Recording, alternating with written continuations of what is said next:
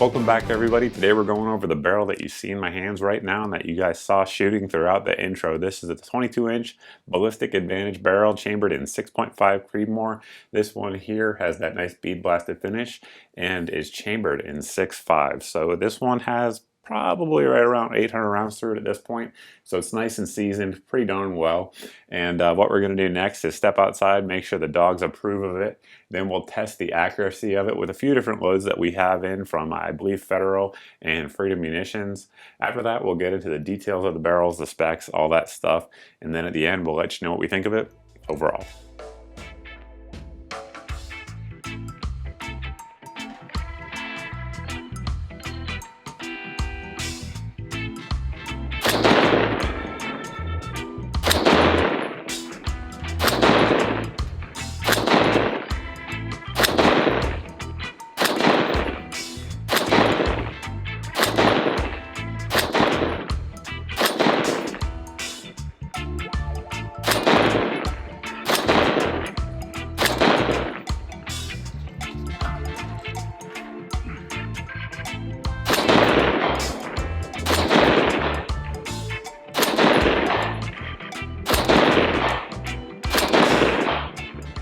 We have a few different loads to throw through the barrel to test the accuracy today. We have the target downrange at 100 yards. The optic here is the Loophole Mark 5 3.6 to 18, so we're certainly not lacking in the glass department here in terms of keeping everything on target.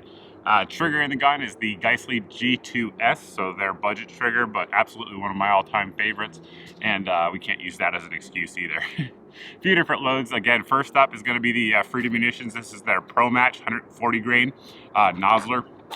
This is the overwhelming majority of what this barrel has seen through it.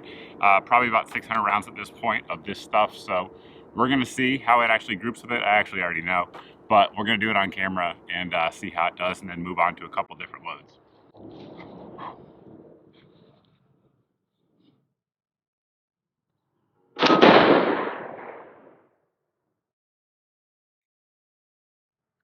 Got a fly here trying to sabotage the test.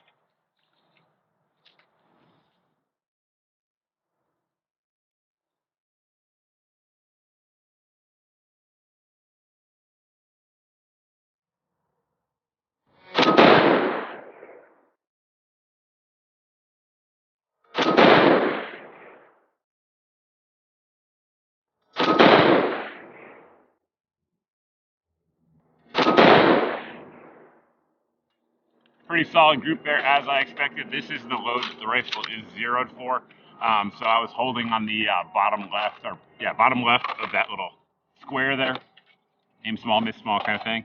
Next up is going to be the Federal Premium 6.5 Creedmoor, obviously 130 grain burger bullet, the open tip match. So we'll see how this little guy does here. And that fly keeps coming back. He's having a good lunch today, I think.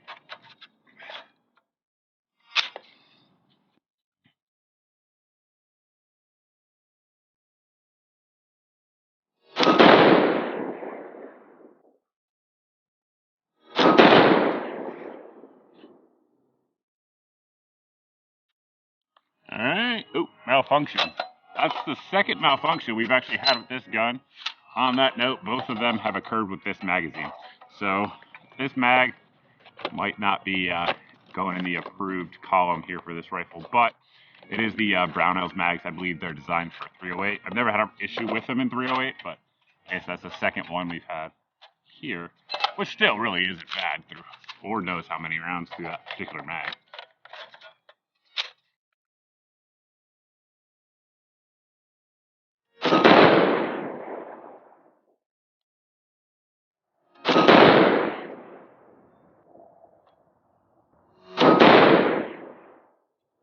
Looks like we got another solid group there with the burger.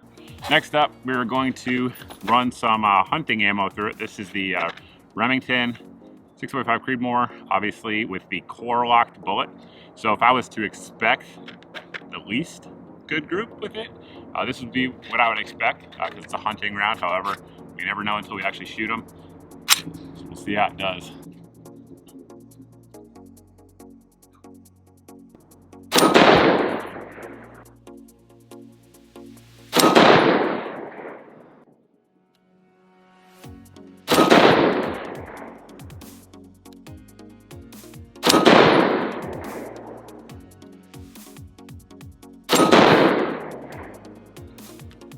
Doesn't look terrible at all. And the last 5 rounds, which are already in the mag, are going to be the American Eagle 6.5 Creedmoor 140 grain open tip round, open tip match round. So we'll see how that does.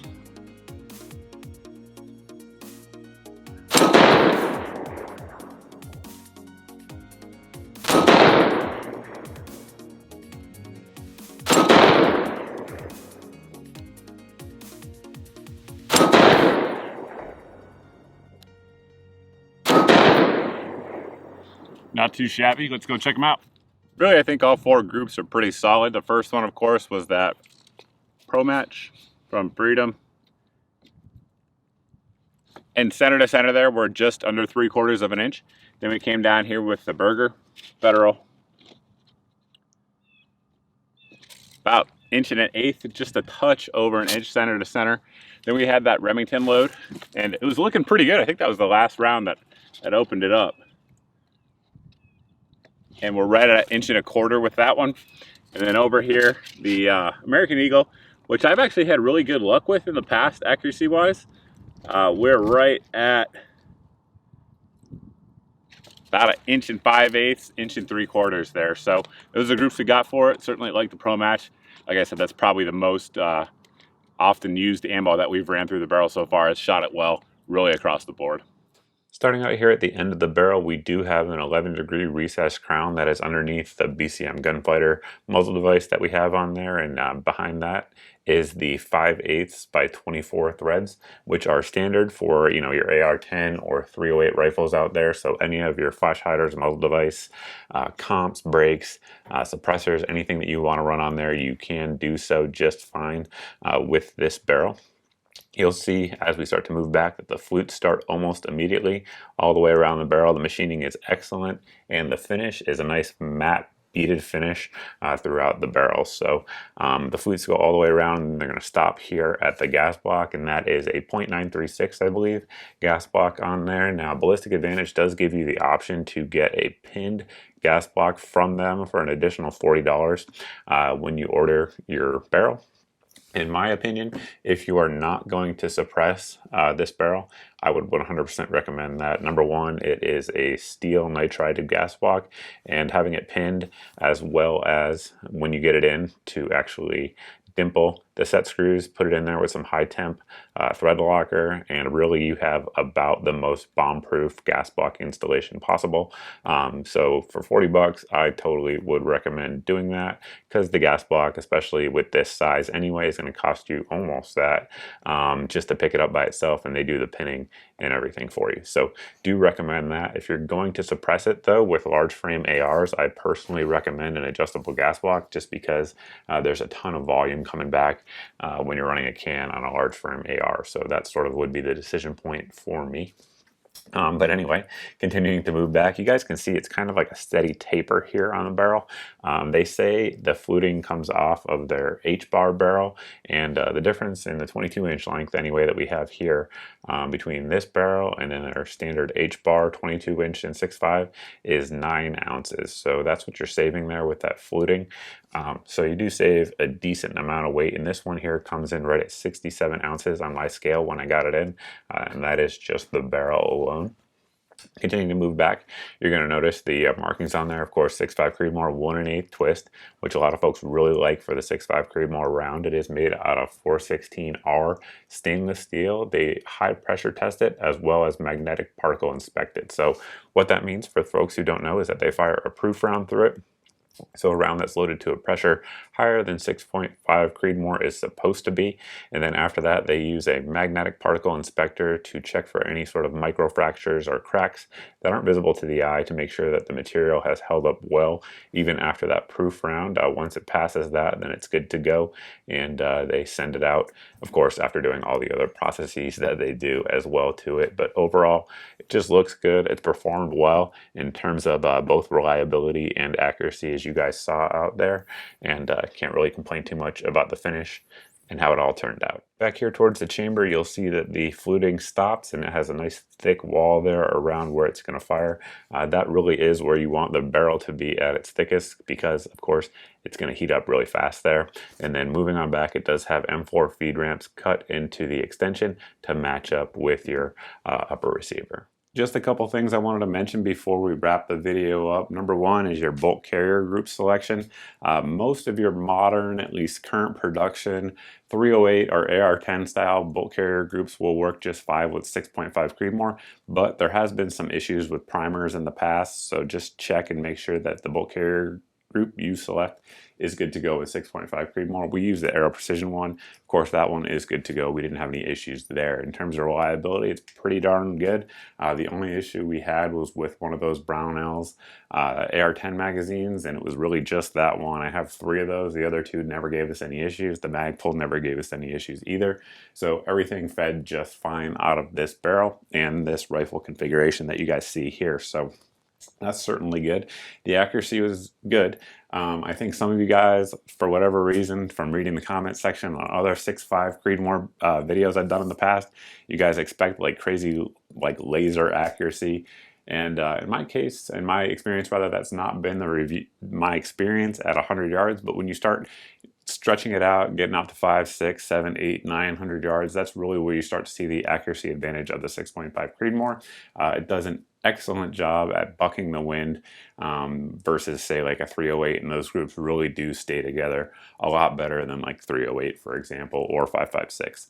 So that really, in my opinion, is where 6.5 comes into its glory, if you will. So the 22-inch barrel here is going to do a good job as well in terms of giving you the velocity that you're going to want to reach out there. Ballistic Advantage makes these, I think, in 18, 20, 22-inch, and 24-inch variants. Of course, the longer you go, the heavier it gets, the shorter you go, the lighter it gets. You also lose a little bit of velocity each time. I think 20 and 22 is right about the sweet spot, so that's why we went with this one here. All in all, been very happy with the performance of it. In terms of price, that's something folks always want to know as well. Right now, the list price over at Ballistic Advantage is $365 if I remember correctly, and that is shipped. Like I said, you can also get that Low Pro gas block on there. Of course, other places do sell this. Sometimes Ballistic Advantage has sales. If you guys aren't following me over on Facebook, I recommend you do so, because I do post those over there when these types of things do go on sale. But that's pretty much it. I've been happy with the barrel. It works well. 6.5 has a lot of potential to reach out and touch somebody. I believe SOCOM just adopted some different rifle systems chambered in 6.5 Creedmoor as well, so it seems it's going to stay around for a while. But that's pretty much it, guys. If you have any questions, you can post down below in the comment section. As always, you can also post over at my Facebook page like I mentioned earlier. Thanks for watching. Thanks for subscribing. If you haven't subscribed yet, please go ahead and do so. And I hope to see all of you in the next video.